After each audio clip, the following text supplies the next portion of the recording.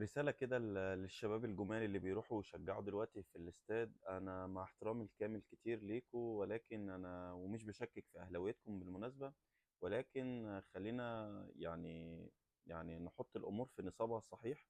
ولكن أنت مش مؤهل إن أنت تعمل دخلات، أنت مش مؤهل إن أنت تعمل مسجات. وبرضو نقطة للإيضاح، أنا للمرة المليون، أنت عايز تبقى مميز، أنا مش هقدر أمنعك إن أنت تكون مميز، ولكن كن مميز في تشجيعك، كن مميز في أغانيك، كن مميز في شعاراتك، ولكن بلاش يعني تحط نفسك في حاجة مش بتاعتك وأنت مش مؤهل ليها.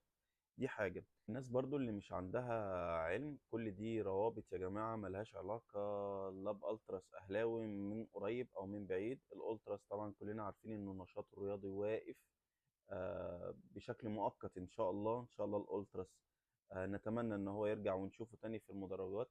ولكن المجموعات اللي انتوا بتشوفوها دي يا جماعة روابط، ليس إلا إنه أنا وأنت وغيري وغيري ممكن نجمع كده شوية شباب زي الفل، هنسمي نفسنا الرابطة الفلانية ويلا نروح نقعد في الاستاد. يا جماعة يا ريت يعني، لا ده طلب وده رجاء. يا ريت لما نروح الاستاد نشجع، بس بلاش نحط نفسنا في حاجة مش بتاعتنا وحاجات احنا مش مؤهلين ليها. السلام عليكم.